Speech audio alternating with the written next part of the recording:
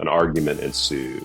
And then I heard my father, he didn't know I was back there. I heard my father yell at her, I don't want to spend time with him. You spend time with him. And then he, sped off down the street.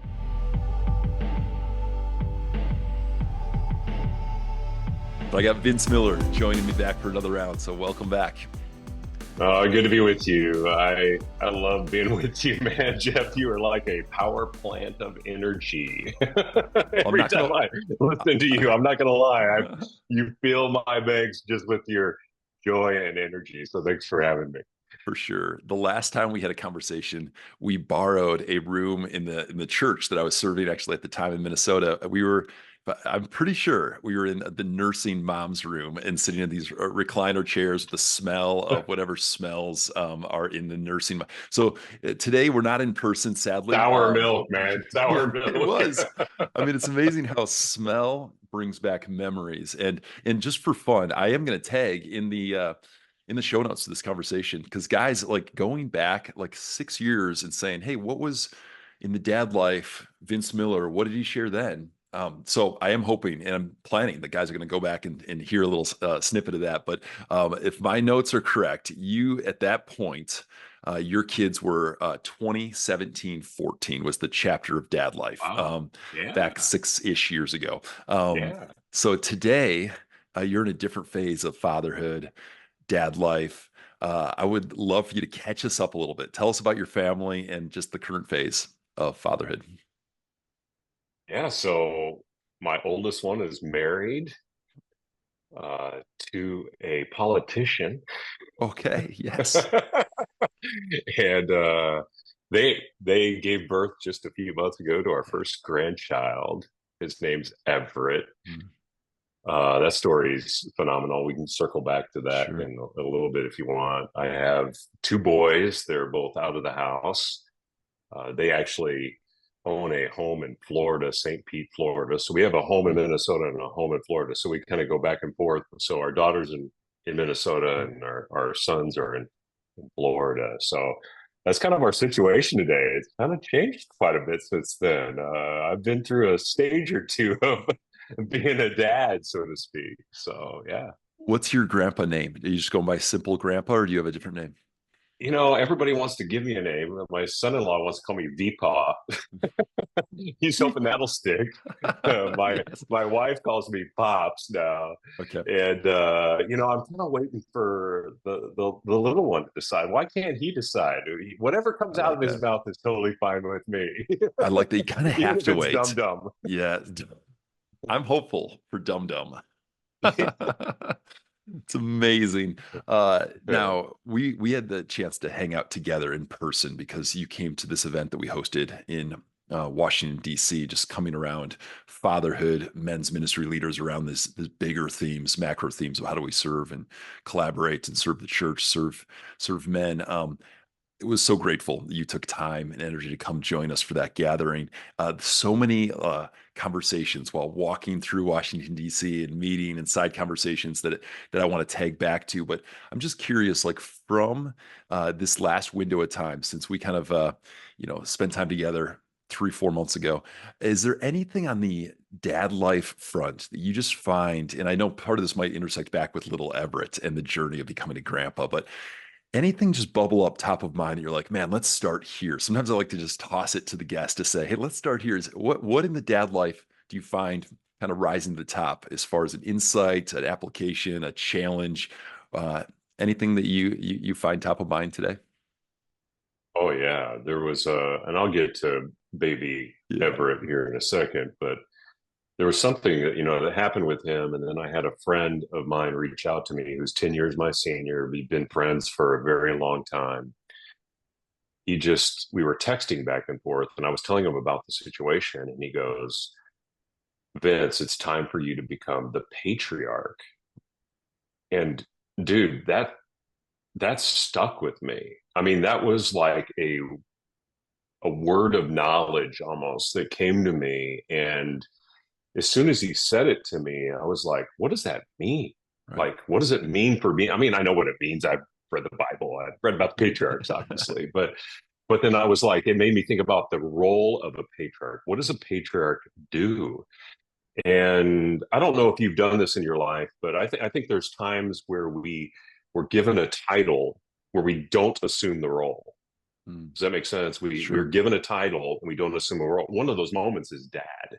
We're given a title because a baby is birthed into the world, but we don't assume the role of a dad or a father because we don't know what to do. Well, as soon as this man said this to me, I was like, bro, you're right. I've got to assume this role. So I started to think about my new title, patriarch or grandfather, whatever you want to Sure. call it, but Sure. patriarch as now encompassing more than just caring for my own family. It's a caring for my extended family and their relatives, et cetera, and begin to act like a patriarch, which meant I had to put on a new mindset and think about how I'm leading and the words that I use, the moments that I teach, the things that I say, how to engage. And I just want to let you know it's not complicated actually being a patriarch, especially I think a godly Yeah. patriarch as God would want us to be. But that's what's been top of mind for me, Jeff. Wow. And so that I'm sure there's a time horizon adjustment with patriarch thinking about like, man, there's a guidance and a direction for generations versus just like the current phase of dad life. What are you go a step deeper into like what areas of stirring fall within this new role? Mm-hmm. That's a great question. So I think we actually have a great book of the Bible that we could read on this Mm, topic. And of course, is the book of Proverbs. Solomon is passing on wisdom to a son. That's predominantly what you have in the book of Proverbs, a father passing wisdom to a son. And so, if you can read the book of Proverbs, not just reading it for insightful wisdom that you can use in your business, I mean, if you read it as a father should read it, you're going to see this careful interaction between a father and son on a variety of topics, on topics of finances, on topics of sex, on topics of sin, on just about anything there. And I think that's what's been going through my mind is how do I directionally as a patriarch bring wisdom so that it transfers not only to my children but my children's children and to their relatives and how do I do that in a way that's beautiful and draws out the very best of Jesus so that they might know him. That's what I'm thinking about quite often. In fact, I find myself almost planning, if you know what I mean. I know you know what I mean because you do the Dad Awesome podcast, but I find myself intentionally planning like how I'm going to have these conversations. Like when I go golfing with them, what I'm going to talk about. When I show up at their house for a meal, like, am I going to say something? How am I going to do it? How am I going to? I find myself thinking about everything. In fact, even the time I'm going to spend with the grandchild, how I'm going to hold him, what I'm going to say, how I'm going to interact, how I'm going to leave, how I'm going to pray. It's like I find myself thinking about everything now, which is a skill I wish I would have had a long time ago, Jeff.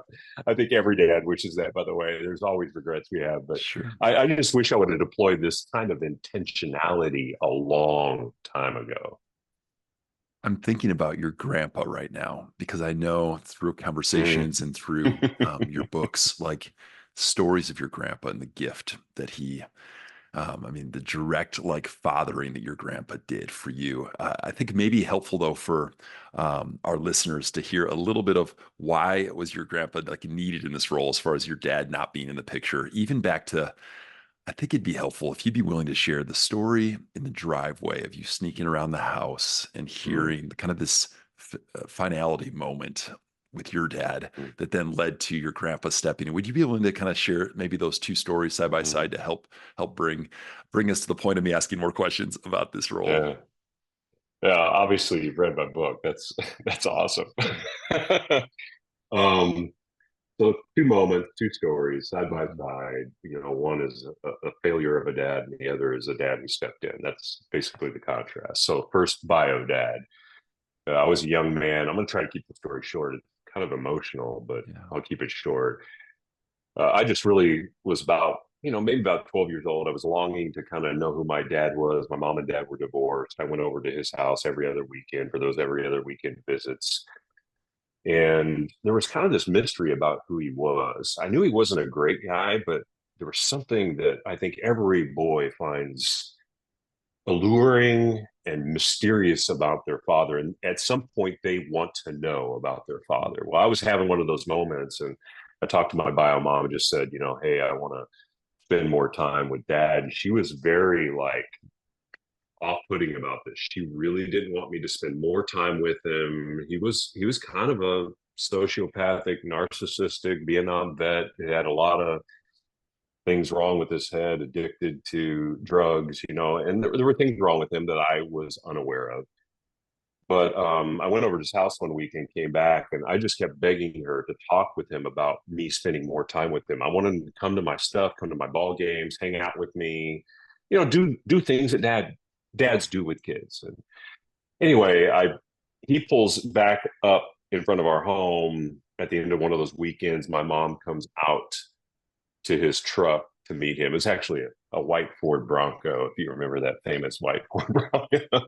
It was a white Ford Bronco. Yep. And anyway, I go. She implores me to go into the house. I go into the house. I run around the outside of the house to the back of the Bronco, listening by the gate to this conversation because I had never seen my mom and dad together physically ever in my entire life. So this was mysterious to me. I was intrigued by it. So I listened in. And the conversation was cordial at first, and then it went south. An argument ensued. And then I heard my father, he didn't know I was back there. I heard my father yell at her, I don't want to spend time with him. You spend time with him. And then he, sped off down the street. Well, to say the least, that was the last time I really ever spoke to my dad.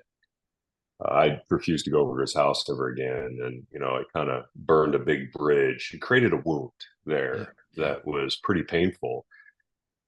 Then my mom got married, divorced again. And after the second divorce, she said she wasn't going to marry again because she could see it was having an effect on my life. All this stuff was affecting me, which I think to some degree, my parents were, casually blind to what was happening to me because they were concerned about themselves. And then after the second divorce, she said she wasn't going to marry. Then one day, my grandfather came over to the house, and he's a believing man. He was the only Christian man in our family. He came over to the house and sat down and, had a conversation with my mom. And I was listening in down the hall because it was intriguing to me. And he begged her to allow me to come live with him, which was, I'm sitting down the hall listening to this going, please say yes. Please say yes. I was literally begging in my mind that she would agree. And she did. And I moved in with him. And in his home was a very different experience. I went from a dad who really didn't want to spend time with me to a dad who did want to spend time with me. And he happened to be a Christian man who imparted basic things to me that I needed as a young man, and basic lessons like how to treat women, how to eat a meal, how to be polite, how to confront difficulty, and the very, very important things like who is Jesus? What has he done for you? How to have a relationship with him. In fact, the most pivotal conversation I ever had with my grandfather was in his old 58 Chevy pickup. It was a short 30-second conversation. And it went just like this. He said to me, son, I know your mom and dad say God is not real because Christians are hypocrites and the church is full of broken people. And then he said, I want you to know they're right. Christians are hypocrites, and I am one. And the church is full of broken people, and I'm one of those too. But I put my faith in a man who was broken for me, who was not a hypocrite, and his name is Jesus Christ. And it's in him I place my faith. And I got to tell you, it just takes one godly man, one good father who desperately loves Jesus, who's intentional with his life to make a difference in someone's life. I'm doing what I do today because of my grandfather's investment in me. And that 30-second investment right there was enough to change my spiritual trajectory for the rest of my life. So as much as one bad dad can really create harm, a lot of pain, a lot of therapy. One good dad can create a beautiful new trajectory, even in just 30 seconds of being intentional through a conversation about Jesus. You just have no idea what God is up to in those divine dad moments. So yes, I hope to have the same impact on my grandchildren that my grandfather had on me. Vince, I mean, knowing your heart now in this phase because of this mentor who kind of prophetically said this is the role you're stepping into, and even you explaining, describing the intentionality around holding little Everett, or intentionality with your kids, and having that plus the loving dad involved, the love, like, right, so you kind of have this, like, there's a void of your dad, so it was just a pour from your grandpa. What a gift. But to know, like, now you're stepping in, and at the same time you've committed your life to helping men and dads go do the same. And it's just yeah, I think the stories, and I'll just reference for a moment. So this Forged Godly Men 3-part book series, but the first one is the one that I've read. The stories, the threads of your life and the deep pain that has led to like clear, like on fire purpose. Our conversation 6 years ago, I just didn't know some of this parts of your story. Mm-hmm. And now I kind of see how the pieces all fit together, right? I mean, it's amazing how, just knowing you more now than I did back at that first podcast conversation we had. I'm so grateful. And I want to actually go into some specific questions from this first of the 3-part book series, and how you've kind of used it as just a nudge, like simple short chapters to help men step in and wrestle and journal and have conversations. But could you share with us valleys and unexpected? This is harder than I thought and more painful than I thought, but God is right here with us. Those valleys are in the dad life all the time, but then there's moments that you never forget, and you're like, God, if you don't move, I don't. You had that moment as a grandpa with your little grandson Everett. Can you share a little bit of the story, and then how he's doing today? Mm-hmm. Yeah, so our first grandchild was born about 6 months ago. He was thrust into this world kind of accidentally. Mm. It's kind of a miraculous story. It hit the front page of some papers in Minneapolis. Actually, it became one of the best, most read articles actually of all time on a couple of those I papers. did not know It's that. it's That's yeah, it's pretty phenomenal. Like, people have come to Christ because of this story, like quite a few actually. But what happened was my daughter was about 28 weeks pregnant, which is, a little ways into the pregnancy, but not enough. She was having some back pain, went to the doctor, left, came home, still having the back pain. She's in the bathroom on the ground, and she says, I need to go back to the doctor. And her husband's in there with her, and she lifts her leg to put on her pants, and out shoots Everett. Um, Everett was born suddenly. Within a few minutes, we had a bunch of paramedics and emergency responders in the room. They were all 25 years and younger. So you got a bunch of essentially inexperienced people in the room. It was a tiny bathroom, by the way. It's a tiny little bathroom. It's got one sink, one stool, and a tiny shower tub. And all of a sudden, there's 11 people in this bathroom. There's a couple standing in the tub. There's one standing on the stool. There's a couple down in the catcher's position. All this kind of stuff. Anyway, they cut the umbilical cord, and they raced them off to two separate hospitals. Of course, what you expect, right? And Everett dies on the way to the hospital. They resuscitate him. They race him in the doors, and somehow he made it through. The next couple of months in ICU, NICU were, I mean, traumatic, really. Like, people that have had children in that situation. I'm not talking about the soft part of NIC. I'm talking about the deep, dark back part where, everything's hanging in the balance constantly. And there's moments that were so emotional you can't even describe it. It's like you hear one tiny piece of good news, and you hear a lot of bad news. And good news, a lot of bad news. Good news, a lot of bad news. Wow. And anyway, we've all just kind of been on edge for months and months Yeah. and months and months and months, and then there comes the day you bring them home with like 6 oxygen tanks, Oh, that you don't know how to use. And then there finally is the day came where there's no oxygen anymore. He's sleeping normally. He's being responsive, and so it is incredible, bro, to have walked that experience as someone who's already given birth. But I can't imagine how my daughter and son-in-law felt through a lot of this. I would assume it was pretty traumatic for them. I mean, my daughter was a rock star. I'm just going to say that. But there was times I watched both of them. Really, the emotional roller coaster was crazy. And then I think what was expected of us was, stability, prayer, yeah. uh, faith, encouragement, love, generosity of time and presence. Like that was a lot of the things that I learned how to give during that time.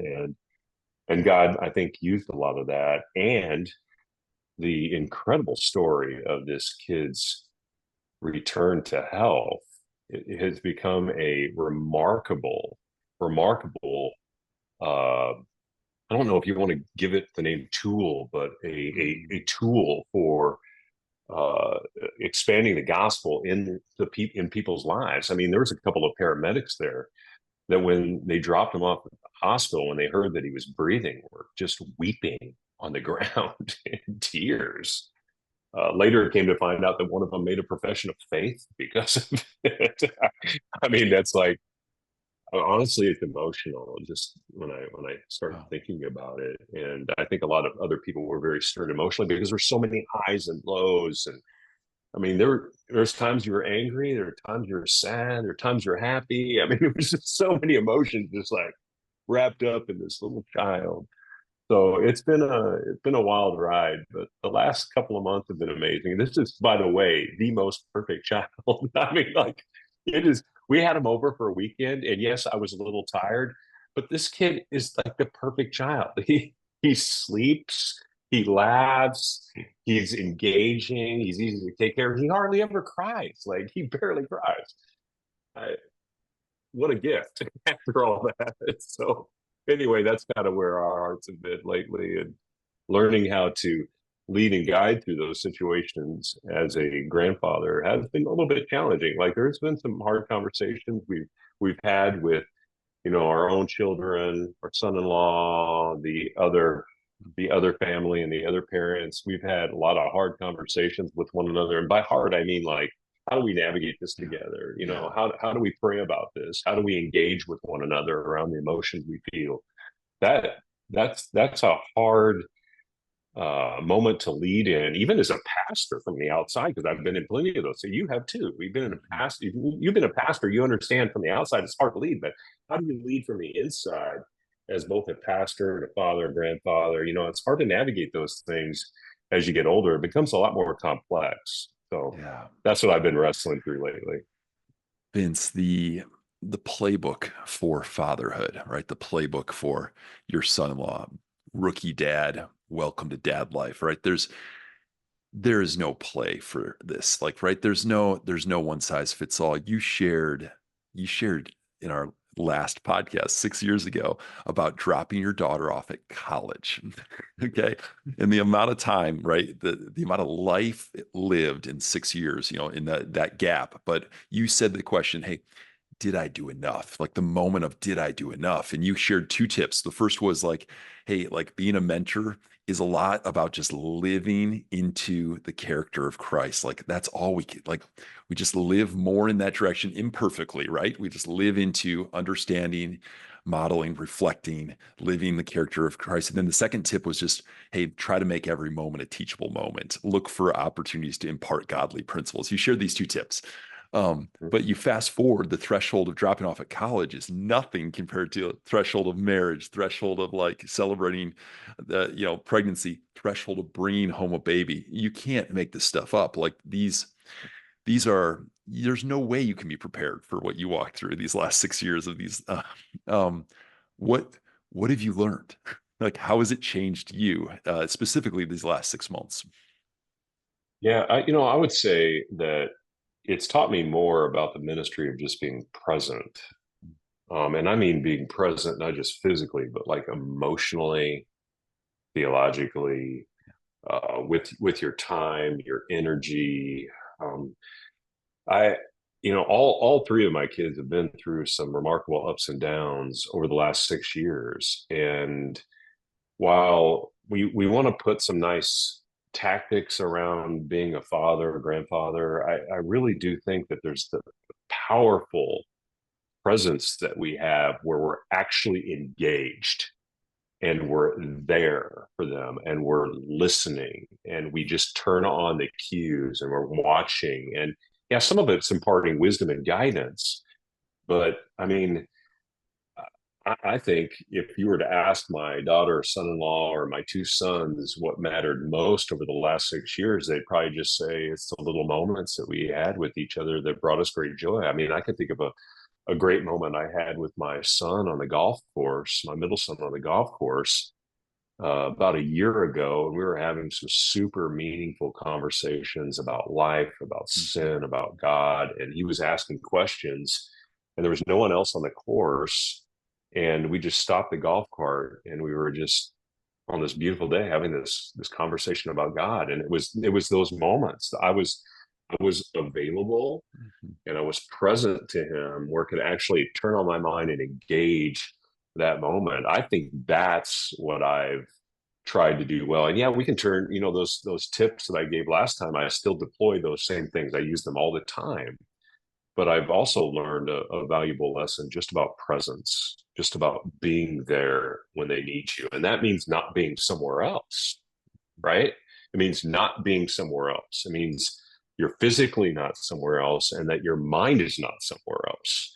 And I think sometimes for dads, that's a hard mechanism to turn off in our minds because there's plenty of dads who are present but not available. But we need to be both present and available at the same time and engaged. There's probably a nice acrostic in there somewhere. I don't know what it is. It's PEA. That's a good one. Amazing. But present, engaged, and available. That's not good. Don't use that one. Okay. We'll find one. But you Amazing. see the point. The point is that we've got to just be present with our children and engaged with them and available so that they can see that we actually care about who they are in that moment, because in that moment they might need some form of emotional care or guidance that we're unaware of.